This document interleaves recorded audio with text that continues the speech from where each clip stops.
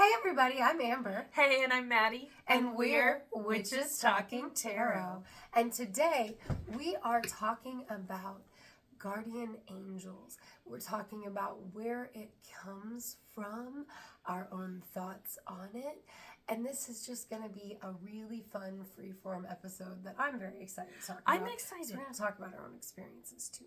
I'm excited to talk about it because guardian angels was something that was discussed often in my family. Mm-hmm. And in my family, at least, I don't speak for everyone, I think guardian angels was the ancestors. I mean, I remember growing up. Well, that is what I think mine are. Well, I remember growing up and my mom and my grandma would say, "Oh, great grandma's watching over you now as your guardian angel." And it never clicked to me.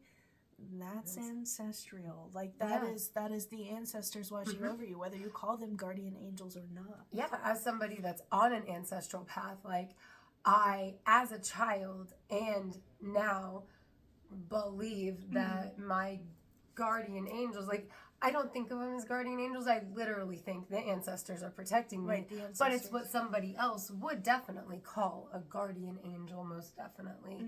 I mean, like, I've had so many situations that they have saved me from. Like, seriously. And we'll get into that later. But, like, I believe it's ancestral as well.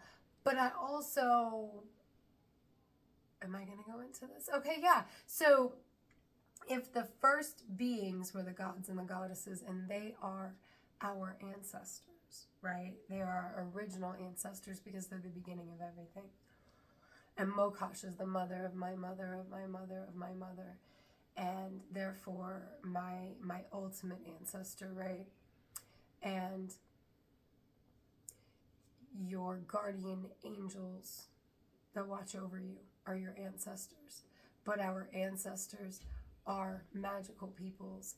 Then it also makes sense to me that your guardian angel could be something that someone would see as more of a magical creature than as a spirit, like an ancestor. Does that make sense? Did I get a little too crazy for everybody? It's a thought that's been brewing over months and months. I get you. Because, like, I've been thinking about, there's a lot of pantheons where, or not pantheons, but there's a lot of mythologies throughout the world where the first beings that started humanity were magical beings.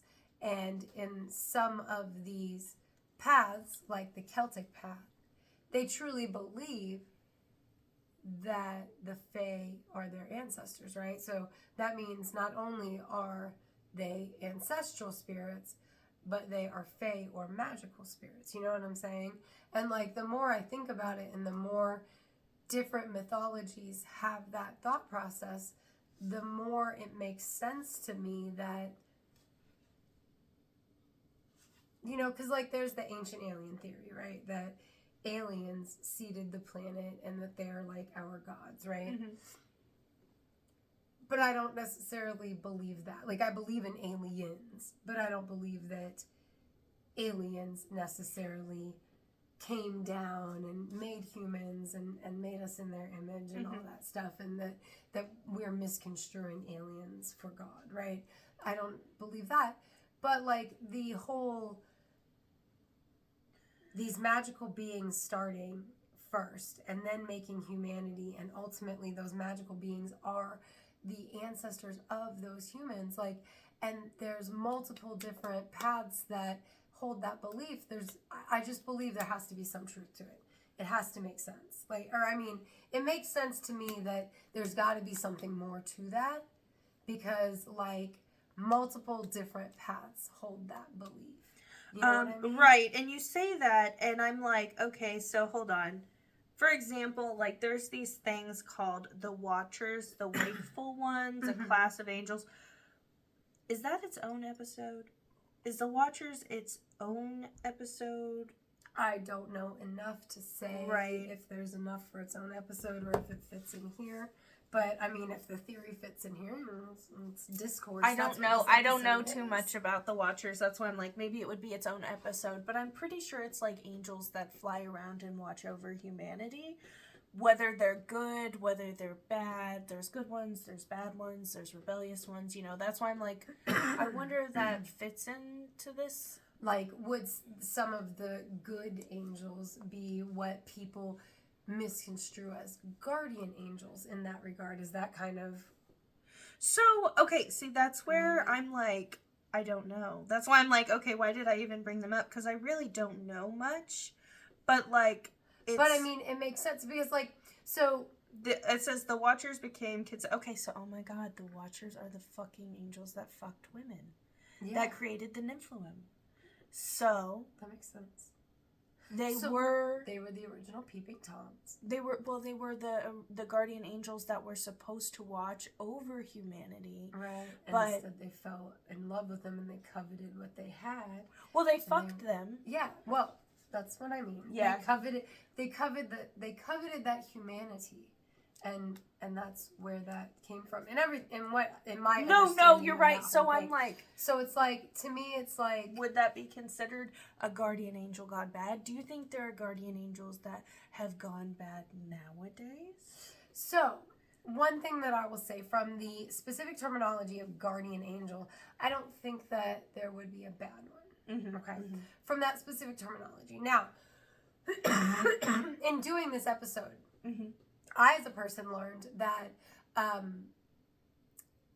people have different mental connotations for guardian angel, right? Mm-hmm. Because when Maddie and I were talking about this episode earlier today, she talked about everybody being assigned a guardian angel and Christianity. And, like, I personally have never associated guardian angels with Christianity or had the thought that everybody had a guardian angel assigned. So, like... I hope that if you're somebody who had a different thought than either of those two trains of thinking, or either of those two trains of thinking, that, like, I want this episode to open your mind too, because I've never thought about guardian angels differently than the way I think about them. But I don't associate them with religion, and I don't necessarily believe that everyone has a guardian angel or that everyone is assigned a guardian angel. So I think you and I have two very different views on guardian mm-hmm. angels, and I mm-hmm. think my upbringing has a lot to do with that. I never considered a guardian angel anything other than a Christian thing.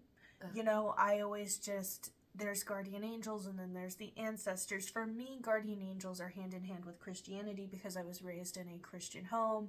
And when my family would talk about them, it would be, oh, your guardian angel's watching out for you. Mm-hmm. Are their guardian angels watching out for them? Yeah. Great-grandma passed away. Yeah. Oh, well, she's going to be your guardian angel now. Like, and it was mm-hmm. just blah, blah. Like, it was... Yeah. Christianity and guardian angel. It was talked about in the same way in my household. Like, all those same things. Mm-hmm. Like, that was talked about in the same way. But I never associated it with Christianity outside of Christianity has angels and guardian angels are angels. I think it's the term angels then. Like, that's why people, like, associate guardian angels with Christianity as often as they do because of the term. I just find it interesting because... If you don't think about something in a different way, you've never thought about it that way. You know what I mean? And I'd never thought about it from a standpoint of being associated with Christianity or the religion of Christianity. Mm-hmm. And I'd never thought about it where, like, everybody had a guardian angel. Like, that was never part of my thought process. But so, like, you say you don't believe everybody has a guardian angel. Who gets a guardian angel and who decides? So, almost like, you talk about a witch's familiar picks mm-hmm, them, right? Mm-hmm. I believe that because, like, when I think about a guardian angel, I don't necessarily think of, like, an angel with wings, like, that mental depiction. I think of a benevolent spirit or benevolent entity in the ethers, right? Mm-hmm. Something that has the ability to do something beneficial or positive on your behalf. Whether that is, stop your car from having an accident, or whether that is something. I mean, angels maybe do little stuff. I don't know. But I think they probably have a hand more in the bigger things, like stopping your car from having an accident or, you know, whatever. We'll get into other, like, specifics later, but, like, of stories of our own. But, like, I believe that entity, whatever it may be, like I said, I've always thought of mine personally as my ancestors. So, like, they were drawn to me succeeding because they're my ancestors. They want me to succeed, right? And if you think about things from an ancestral line, then it makes sense of, like, human biology. They want to see me succeed because that is their success as well, because they are part of me. You know So what I mean? But I don't think anybody doesn't necessarily... I don't think people, like, don't deserve them, but, like, Ted Bundy probably doesn't have a guardian angel, or, like, when he was alive. I'd like to think that Ted Bundy didn't have a guardian angel, but I don't think it's like a you deserve one or you don't deserve one. I feel like it's if a spiritual entity is pulled to do those things for you, they do. That is how I've always thought of it. I like the idea... And I think I fall under, like, my thought being maybe not everyone, but certain people, a guardian angel is assigned to them. Because when I think of, I'm going to get all weird now, but we're all part of the universe, right? Mm-hmm. Okay, when we're not in this body, what are we? A part of the universe. Mm-hmm. We are what some people might perceive as angels, you know? Right. So those beneficial entity in the ethers, absolutely. Yes. So those who were brought to Earth or chose to return to Earth, you know what I mean? Yeah. To do good, to do light work, to do, and don't roll your eyes when I say light work, but you know what I mean. To help this world move on. I can see a spirit or a guardian angel, if you will, or something on that other plane being assigned to kind of guide you along while you're in your human form. You got like a partner. Who's assigning? Who is the Probably assigner? the universe. The universe as like it. I believe in an like, ultimate masculine energy, and I believe in an ultimate feminine energy. I believe they are a god and a goddess.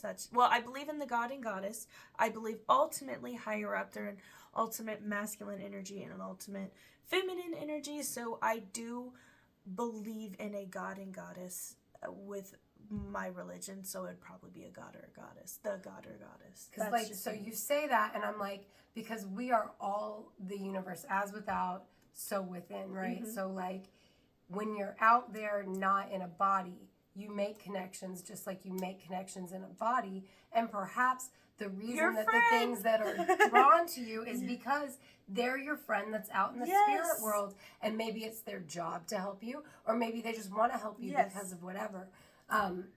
Or maybe they reached nirvana or whatever. They reached that enlightenment, and so now they're helping people on their way. Yeah. On their and I mean, either way, like, enlightenment. but it makes sense that there's that connection that pulls them, because, like, I really do feel like there is they choose to do it. You know what I mean? Mm-hmm. So, do you think everybody gets a guardian angel under that belief system? I want to say yes because that's how I was raised. However, and it makes me sad to say no. So, yes and no. Two things can be true. Yeah. Quoting Amber. Two things can be true. I don't want to officially say no because it makes me sad, and that's how I was raised, and I'm not ready to turn that down. That being said, I think people for certain have guardian angels are the ones that were sent here to do light work and to help humanity raise its vibrations. And I do think that they're more in tune with the spiritual world, because we were either assigned, if you want to believe in assigned, or volunteered, if you want to believe volunteered, to come back here to do that. So I think it makes sense that someone would be on the other side helping you along.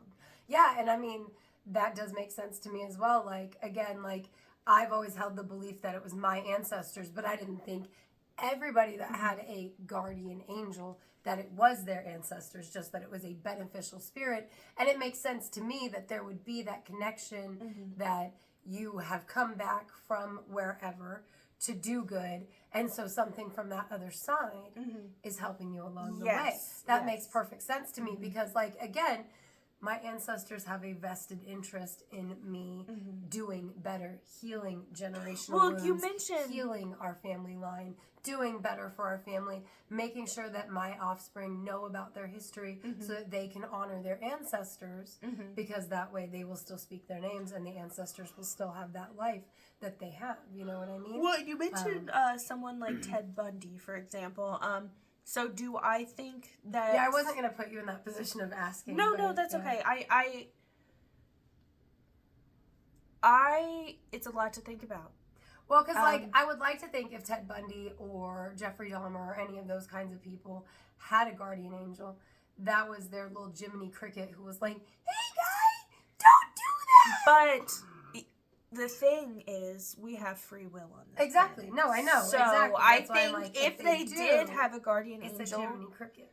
If they did have a guardian angel, I am so sad for them, and I think that it would be an extremely sad time for them, honestly, because like you mentioned that, like because that would feel like a failure. Yes, if you couldn't break through that evil. What if the assignment, we're doing our part of enlightenment, and then the next step is to help other people do their part of enlightenment. Oh, absolutely. So we fail all the time, right?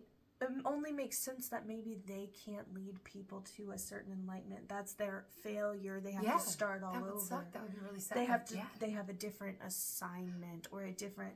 Now, what if it's like, put it in terms of our shitty, like, systems here in America.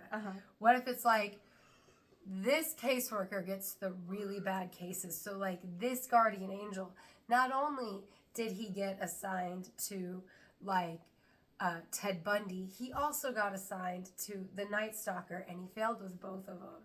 And, like, each time his boss is like, what the fuck? I'm sorry. I am not making light of the crimes of these people. The thought process is about the guardian angel's experience, guys. Please don't think I'm a horrible person. Let's dive even deeper. Can I blow your mind for a minute? No, but seriously, Amber and I had the discussion, I think in season 1, possibly, maybe season 2, do we think everybody has souls?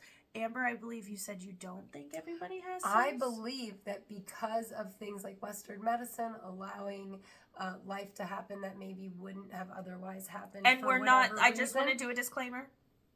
That doesn't mean we think people should be dead. Nope, it's not. I'm just saying, like, this is part of my thought process, and I'm just giving the whole thought process out there.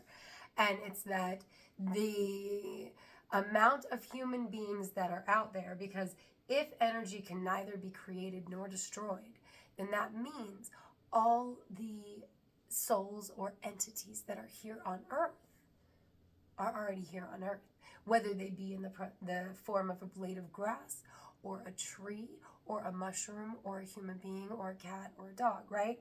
So all of those souls all of those bits of energy already existed, right? So at what point do the living beings outpopulate the amount of spiritual energy available to inhabit them with the essence of a soul? And it's just a shower thought that has plagued me for years. I just have to say, though, like, personally, I believe that souls in the universe are infinite, so I don't imagine there's a way that we could run out of souls. Energy can neither be created nor destroyed. Neither be created being... Okay, I get what you're saying now. Right, like, because there comes a point... Now, granted, like, with deforestation, like, there's fewer trees, right? But, like, every single blade of grass in these horrible lawns... But it's not just on Earth. There are souls in the universe, and the universe is infinite, right? I mean, fair enough, but I don't know my belief on the universe being infinite. What?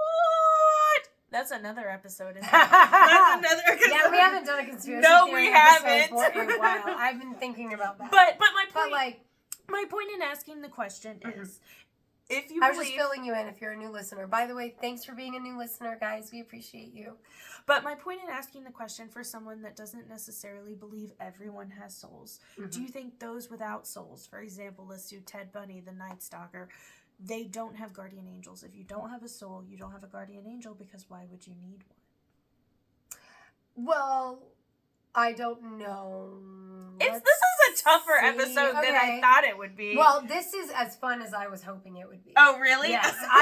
This is like, because other than my own experiences with guardian angels and my own thoughts on guardian angels, like, you can research and find other people's thought processes. Yeah. Like, but that's research what I love. showed that guardian angels is a belief that's been around from pre-Christianity. We have believed in spiritual entities looking out for us since the beginning of time.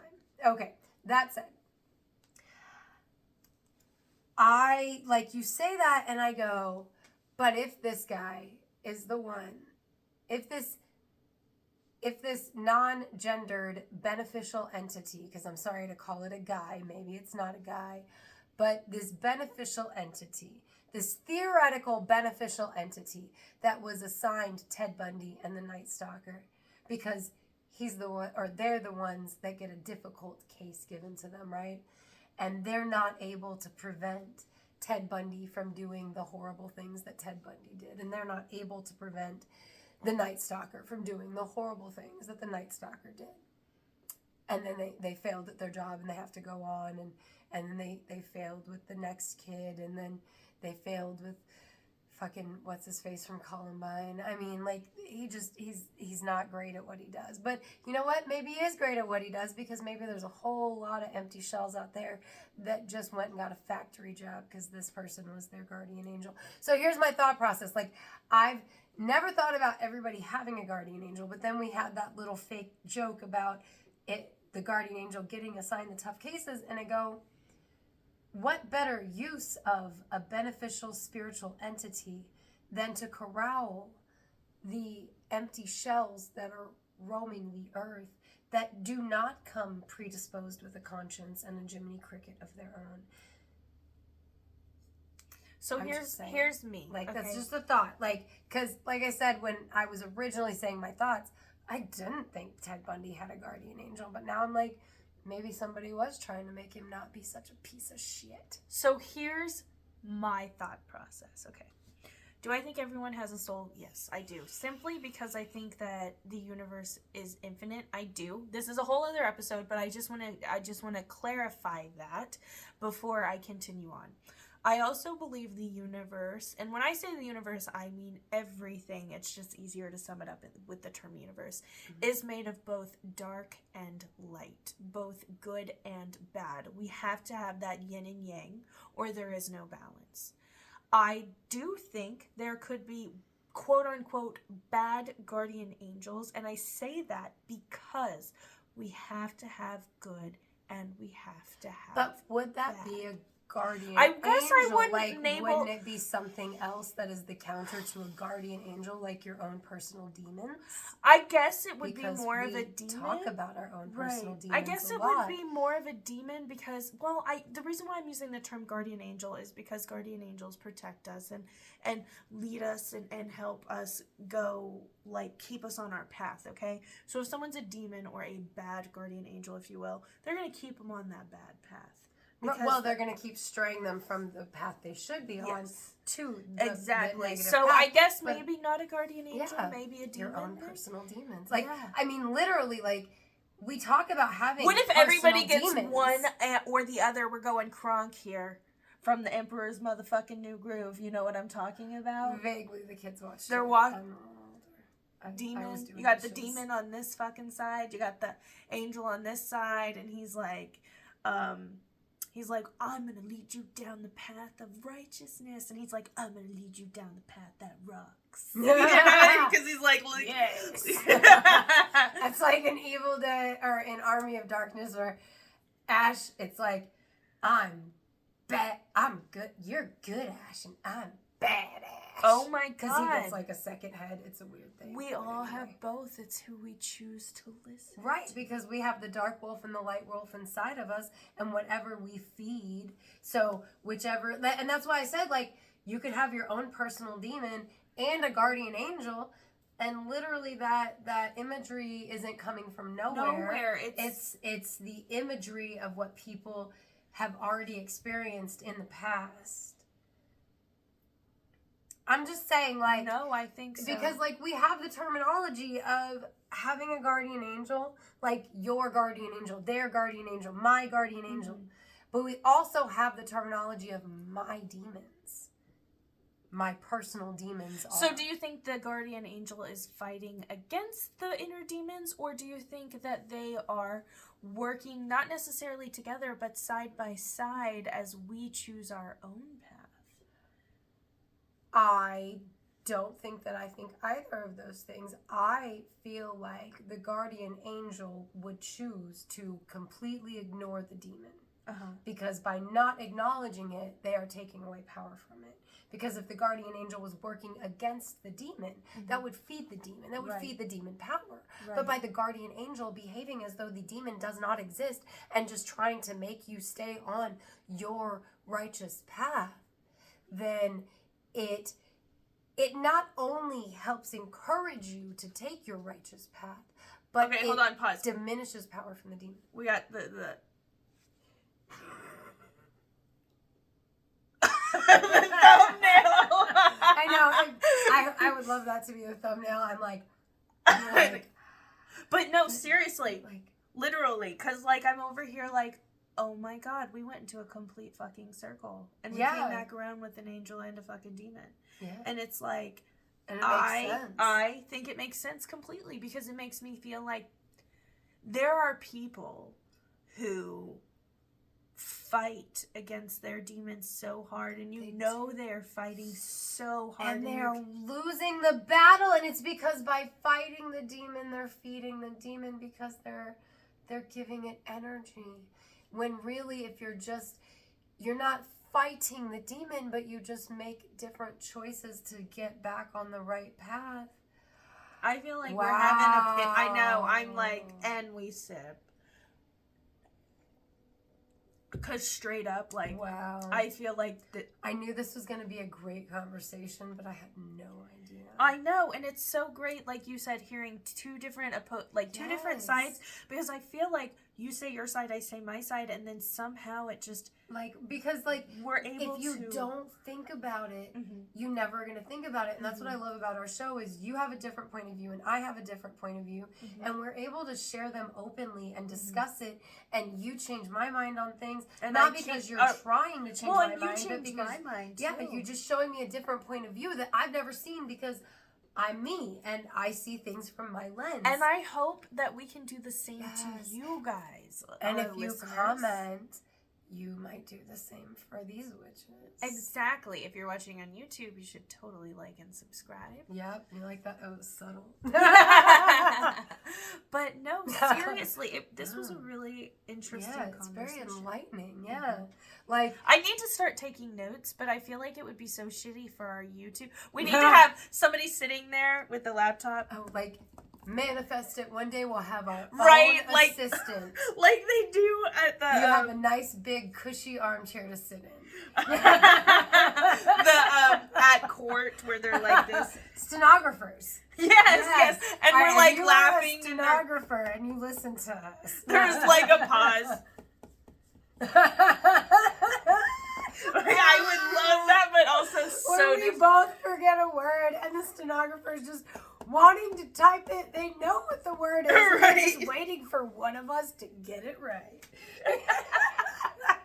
I love it. That would... Well, seriously though, because I feel like if I take physical notes as we're, recording, it's gonna fuck up the YouTube. But like, there have been many conversations where I'm like, I gotta write that shit down, Yeah. and I feel like this is one of them. That's why in the series where we did the 3 episodes in the same night, we recorded on glamour magic, mirror magic, and whatever, and I said intention is 7/10 of the law, and then I kept fucking saying it because I was terrified I was gonna forget it, but it made so much sense to me in the moment, and I even went and posted it on Facebook later. Yeah, I saw And it. I'm like, yeah, and I've said it a couple of more times just to like remember it, because intention is 7/10 of the law. It's a lot of it. It's not everything, but it's a lot of it. I don't know. So like, have you had experiences where you feel like you had a guardian angel or a personal guardian looking out for you in your life? 2 times in my life, and I've told you both about, or I've Yeah. told you about both of them. Yeah. One, I was pregnant with my son Theodore. It was 3 a.m. My husband and I were going to IHOP because I was pregnant with my son, and I wanted IHOP at 3 a.m. It started sleeting on the way there, and my husband lost control of the car, and we went almost over the bridge. One of the tires was hanging out over the edge of the cliff bridge thing. If we had fallen, there's no way we would have survived. Absolutely. I mean, this was an actual cliff. This was an actual, like, not a little hill. Right. I am still shocked that happened. I called my mom at 3 a.m. Theodore was kicking like crazy, and I was like, I almost fucking died. And she goes, near-death experiences are the worst. Yeah. And then they fucking are. so I had to have had a guardian angel saving me in my soul. Right. Yeah. Second time was when I was almost kidnapped and raped. Was the 4th of July. I was walking home from work, or had just worked a double, because my husband worked anyway, why not? And 2 cars stopped and asked if I wanted a ride. One of them was a biker guy. The other one was a younger man who said, yeah, me and my family will give you a ride. I get in the car because I'm a stupid ass. I'm so dumb. I still can't believe it. Don't hitchhike, guys. I have a similar story coming up. Don't. Anyway, get in his car, guess what? There's no family. Which Maddie was not hitchhiking, for the record. I was just telling you guys not to hitchhike. Sorry. There's no family in the car, and I'm confused because he was talking about, we're good people, we'll give you a ride. Shh. Sorry, I was not shushing Maddie, guys. So I'm sitting there, and I'm like trying to, how am I going to get out of this situation? Because as we're going up the hill to my house, this motherfucker is like, what are you going to give me for giving you a ride? I was like, a nothing. He's like, yeah, you are. And I'm like, okay, stop the car. He's not stopping the car. I'm like, I'm gonna have to unlock the car and tuck and roll. That was my plan. The only reason he stopped is because someone lit one of those fireworks that flashes. I hate those. Yeah. You know. It's terrifying me when I'm driving. Yes. But... well, terrified this guy because he was like, oh shit, is that the police? Because it was flashing lights. I unlocked the door, jumped out of the car, and ran into my house and locked my door, and it was so terrifying, and I just wonder what would have happened if that person did not light that firework. Yep. It was the perfect time. And there is no coincidence. And no, it was the one and only time. Like, the perfect time, because I was almost kidnapped. I was almost raped. I was at the very least almost raped by a stranger, because I got into the car with a stranger. And someone had to have been watching out. Oh my God. Just thinking about it makes me sick and gives me chills. No, I understand. Those things are so scary, because, like, I have 4 situations where I'm, like, sure that was a guardian angel stepping in. I have 2 where I'm not sure. So I'm going to share. So I have a very similar story with the car one, but I don't know if it's better or worse. So, and this is where I'm like, Was it a guardian angel situation, or was it these adults were teaching teenagers a lesson? I'm not sure. So my friends and I were dumbasses. And we had left the party we were supposed to be at, went to a different party, got stranded in a different state across the bridge from where we were supposed to be in Louisville. And we were trying to get back across the bridge from Indiana back to Louisville. And I memorized numbers really easily, so I memorized the number of the cab company that had brought us over. And we called them, but it was after midnight at that point, and they were closed. So we're trying to, like, find some number for another cab company, because we're like, cab companies closed at midnight? That sounds crazy. That doesn't sound real. And we're about to approach this car with two teenage guys and ask them for a ride. When these two, like, 30-something-year-old hillbilly-looking motherfuckers are like, you girls need a ride? And we needed a ride. We were in a completely different state from where we were supposed to be. I didn't even live in Louisville anymore. Like, I was at a hotel with my family. I was there for my brother's graduation. We were supposed to be at the party that was for the graduation. And we were like, you know how teenagers quibble with other teenagers. So we got all pissy and we left with these guys we met and went to another party. And that was a bad idea. If we have any teenagers who are listening to us, learn from Amber. Don't be like Amber. So we got in the car with the guys and they proceeded to just drive all over. Like, they drove all over. Like, you talk about being afraid of being kidnapped and raped. We were convinced. Like, we actually had a plan. We had our arms linked together, and the one by the door had her hand on the door handle, and we were just waiting for them to slow down enough. That was all we were waiting for, and it's like they knew that because they never did. Like, they took the turns really fast. They didn't stop for lights. It took them like 2 to 3 hours to get us to where we were going. We were just going across the bridge. If anybody knows Indiana to Louisville, like, it's 10 minutes to get from where we were to where we needed to be. Like, we were legitimately terrified. They went through a drive-through liquor store with us in the back, and then they were like, you guys want some alcohol? And we were like, no, we just want to get home. We're going to be in so much trouble. And they were like, it's okay. We'll find it eventually. And they drove us around for like 3 fucking hours before we got somewhere where we knew where we were, and we jumped out of the car. Like, we literally tucked and rolled. It's so scary because literally the number one thing that they say is don't get in a car with someone because if they move you from one place to another, you are likely to be killed. Like, oh my God, does it make you sick? It does. It makes me sick. Like, when I say all the time, and I don't know how often I say it to you, but around my house, I talk about, like, I should be dead. Like, it's a miracle I survived my teen years. Like, I'm not even going into all, that's just it's one of the worst, but, like, something had to be protecting us. Like, that or those men saw teenage girls that were about to hitchhike and decided to teach us a lesson because they had kids of their own at home, and so they knew they were going to keep us safe, but they were going to teach us a lesson, which as an adult I've had that thought, but as a kid until like the past 5 years is the first time I had that thought that maybe these were adults trying to teach us a lesson. I don't know what the truth is there, but if they weren't, well, even if they were adults trying to teach us a lesson, I still believe that was a guardian angel moment, and I'll get to the further theory there later.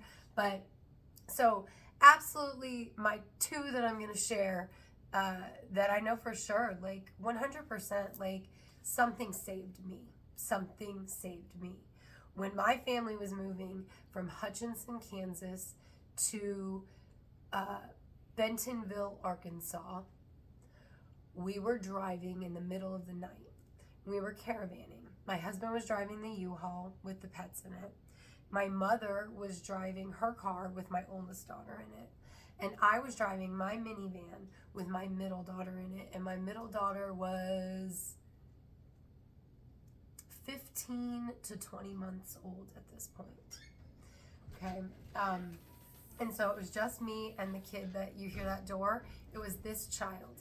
And we were in the car together. and we were driving. It was the middle of the night. It was pitch black out. It was like 3 a.m, and we're headed down the highway. We had just gotten into Arkansas. There's a lot of hills, and we were on a road where there is no shoulder and the sides just go straight down, right? And I was reaching over to do something for my infant child or toddler child, whatever. And I must have, like turned the steering wheel while I was moving my body. And the next thing I know, my minivan is careening down the side of this. Oh, I'm getting anxiety. Yeah, no, it was terrifying. Like, and when I say steep, guys, like, I'm talking like more than 20 feet steep. Like, it was so steep that I was going down for a couple seconds before I jerked my steering wheel back, because I'm like 20 years old, maybe 21. I guess I was 21. I was 21 years old, and I just didn't know what else to do, because I'm like, we're going to die. And so I turn the wheel, and we get back up onto the road, and I don't know how, because I've seen that now in the daylight, since that happened. I don't know how my minivan could get the traction to get up back onto the road. Did you know what was happening as it was happening? Or like were you out of it? Like when I say out of it, I mean like were you just in shock that it had happened? I was just trying not to kill my kid. Like I was like, please don't let me kill my child. Like, please don't let me kill my child. That was because if we crash, she gonna die. Right. She gonna die. Like, this was a 1980s minivan. Like, we weren't driving nothing fancy, She's in an old school car seat, This was like 2005. Like, I was just literally terrified of killing my child. And there's no way my minivan, even at the time, I felt like something was picking my van up. Like, it didn't feel like the van was driving, if that makes sense. Like, I had turned and was going up, but it felt like I was being lifted. Like, under no circumstance was this a normal situation ever. Like, immediately in the moment, like, because sometimes you come out of the moment and you're like, oh, that's weird, like, that shouldn't have gone that way, or like, something helped me. Right. No, this was in the moment. I was like, there's no way that this should be, like, the van should have flipped. We should have rolled down that embankment. It shouldn't have stayed upright at all. Like, as steep as it was, it shouldn't have been driving down and me turn and go back. Like, that should never have possibly, like, the laws of physics would not allow for what actually happened. Oh my God. Like, whenever I think about it, it terrifies me. And anytime I think about it, I drive so much safer for such a long time, because, like, it's the scariest. And, like, it was my own fault. But then this next thing where I know something was protecting me, it was not my own fault. And I told you guys about it on the podcast in season 1. This happened. I was driving my Lincoln that I had just gotten. Oh my fucking God, yeah. Yeah, this one. I was driving my car. I had just gotten it a couple weeks before. I was driving down Old Highway 96 in Missouri, and an 18-wheeler's brake drum had broken while the 18-wheeler was driving, and pieces of the brake drum were in the road. The people on my side of the road, we were all swerving around the pieces of brake drum that were in the road because it would fuck a car up, okay? Well, oncoming traffic, because it's just a little 2-lane highway, oncoming traffic, this regular truck, not like an 18-wheeler truck, but just a pickup truck, he doesn't care because it's not going to fuck his car up. His car's big enough. So he drives right over the piece of brake drum in his side of the road. And just the way it happens, his wheel goes right through the curve of the brake drum. He drives over it. It shoots that thing up in the air, and it boomerangs. So it shoots behind him, flips in the air, and then comes directly into my lane of traffic. Fuck people who are not safe. Yes, fuck people who are not safe. Don't be wilding it on the roads, motherfuckers. Like, some of us work out there. Like, seriously. Fucking, I literally almost died, guys. Like, this 40-pound piece Amber's of got metal. to post pictures of the fucking car. Oh. When you told me that happened, I didn't believe it. I mean, I believed it, but you sent me pictures. You didn't understand. Yes, until I saw the pictures. I know I'm not the only one that didn't understand. Right, my dad. I was on the phone with my father, and he swears that I said something hit my windshield. I say something came through it, but like that thing flew. It scraped all the paint off the hood of my car, all the way down to metal, like all the primer and everything, down to fucking metal. And it came, and when you look at where my car was, that thing should have come right through the window and hit me right in the face. Decapitate. It should have decapitated me. Yeah. It really should have. But instead, I sit slightly like this in my car seat when I'm driving, so I'm slightly to the side. It came at an angle that, per the trajectory of it scraping along and hitting the windshield, it shouldn't have gone at that angle, but it came through just enough of an angle that it just barely missed my arm and landed on my gear shift. It's terrifying. Yeah. I did not have glass in my lungs. I did not have glass in my mouth. I did not have glass in my eyes. That is a miracle. No, I remember when it happened, and I literally got chilled just then. I remember when it happened, and I was in shock. I think everybody was, because it's a big old fear of somebody you getting decapitated while driving your fucking car, because either something falls in from like one of those bridges or something hits you. Oh my god, yeah, guys, I had one nick from glass right by my cross tattoo. That's on my arm. Wow. I just made that connection. And with that, I have to say, what are you guys' opinions on that story? Yeah. On either of our stories. Any of ours. Yeah, because like... Do you have one you want to share in the comments? Because like, okay, so I've told you about the alligator in my pool, right? Mm-hmm. When I was in Florida as a little kid, we had an alligator in the canal behind our house. That alligator one day came into my swimming pool. My brother and I were going to go swimming, and our dogs saved us. One dog barked like crazy when she was the chill dog. The dog that always wanted to be outside wanted to go inside. The more I think about that situation, the more I have wondered. Because like my mom didn't want to get a dog, right? When we got Susan, the collie, the one that saved me. Because if Susan hadn't been barking, I probably wouldn't have noticed Nikki being weird. I just would have jumped in the pool, and I'd have at least one less limb, if not one less life here today. But like, how far back does guardian angel work go is why I wanted to share that story. Like, do you think it's possible that it was made sure that that dog would be in my life, so when I was in that situation, which was going to happen if my family moved to Florida, like, you know, because I don't believe in predestiny, and yet I do. I think there are some things that are going to happen. I think there are some things that are set in stone. If you take this step on this path, this thing is going to happen no matter what. You know what I mean? I definitely believe that everything happens for a reason. So yeah, I do. I think it goes all the way back. Because I'm like, because Susan was such a chill dog. She was a collie. She was a lassie dog. And she was super chill, except when people were around water. That was the only time this dog was not super chill. Was like when you were horsing around water. But nobody was horsing around. It was just that gator was there. And like, again, I just wonder, like, because I think about that.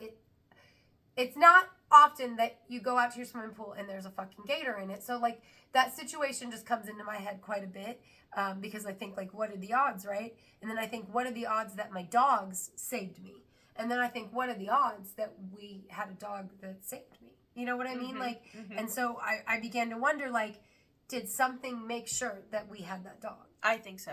You know what I mean? So, like, what? Yeah, I want to know, like Maddie said, what are you guys' stories? Like, what are your thoughts on guardian angels? Like, do you believe that bad people can have guardian angels? Do you think that guardian angels can go bad? Because maybe personal demons are guardian angels that gave the fuck up because they had too many Ted Bundys and Night Stalkers. Oh, I hate that. Oh my God, it just freaks me out. That's why I'm like, I hate that thought. No way, don't go on that, please. Okay, we'll not go down that road. I'm just saying, like, out. I hope this episode has spurred on some conversations for you guys with your friends, because I'm pretty sure we're going to keep talking about more and more as the weeks go on and we think about more stuff I'm sure that this episode made us think of, because until I thought about it, I never thought about it. You know what I mean? Mm-hmm.